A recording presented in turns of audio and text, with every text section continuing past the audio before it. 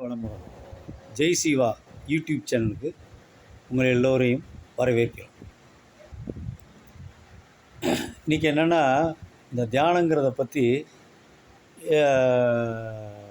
எல்லா மதத்துலேயும் எல்லா இதுலேயும் பேசியிருக்காங்க. தியானம் ஒவ்வொருலேயும் ஜபம், தியானம் இப்படி சொல்லுவாங்க.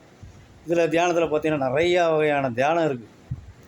ஒரு காய்கறி கடைக்கு போனோமா, வெண்டைக்காய், கத்திரிக்காய், முருங்கைக்காய், புடலங்காய், பீர்க்கங்காய் இது மாதிரி இருக்கிற மாதிரி எக்கச்சக்கமான தியானம் இருக்குது. மலர் தியானம், அந்த தியானம், இந்த தியானம், குண்டலினி, அது இது எல்லா தியானமும் இருக்குது. இதில் என்னென்னா, சில பேர் என்ன சொல்கிறாங்கன்னா, அமைதியாக இரு, உன்னோட மூச்சு காற்று அந்த மந்திரம் சொல்ல வேணாம், இந்த மந்திரம் சொல்ல வேணாம், இந்த மந்திரம் சொன்னால் நல்லா இருக்குமா, அந்த மந்திரம் சொன்னால் நல்லா இருக்குமா, இந்த சாமியை உண்டா நல்லா இருக்குமா, இதே ஒரு கன்ஃபியூஸில் இருக்காங்க.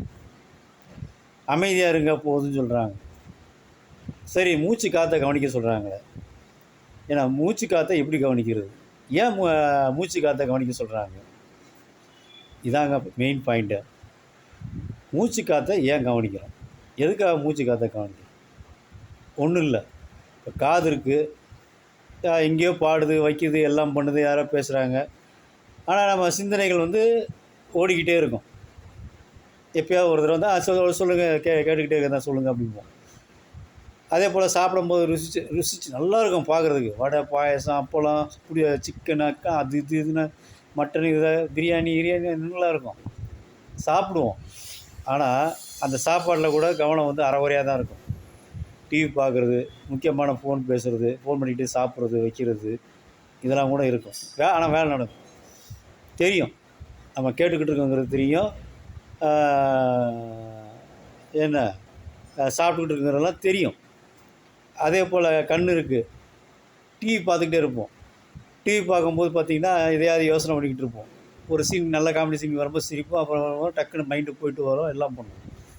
ஆனால் மூச்சு காற்றுல ஒரு பியூட்டி என்னென்னா, அந்த சுவாச காற்று நீங்கள் என்ன வேலை பண்ணாலும், எது பண்ணாலும், அழுதாலும் சரி, சிரித்தாலும் சரி, பெரிய வேலை பண்ணாலும் சரி, எதில் இருந்தாலும் சரி, மூச்சு காற்று போகுதா வருதா இல்லையாங்கிறது உங்களுக்கு தெரியாது. எப்போயாவது ஒரு தடவை தான் ஞாபகத்துக்கு வரும். ஏன் உங்களை மூச்சு காற்றை கவனிக்க சொல்கிறாங்கன்னா, மூச்சு காற்றை கவனிக்கும் போது எண்ணங்கள் ஸ்டாப் ஆயிடும். மனசில் எந்த எண்ணங்களும் ஓடாது. எண்ணங்கள் மட்டும்தான். மூச்சுக்கும் எண்ணத்துக்கும் பயங்கரமான தொடர்புங்க, ரிலேஷன்ஷிப். ரெண்டும் சேர்ந்து தான் நம்மளை முட்டாளாக்கிட்டு இருக்குது. இது உண்மை. மற்றவங்கள நம்மளை முட்டாளாக்க வேண்டாம், நம்ம மூச்சு நம்ம எண்ணங்களும் தான் சேர்ந்து முட்டாளாக்கிக்கிட்டு இருக்கு. நீங்கள் வைக்கும் போதோ, பார்க்கும்போதோ, சாப்பிடும்போதோ மூச்சு வருதான்னு தெரியுதா? தெரியாது.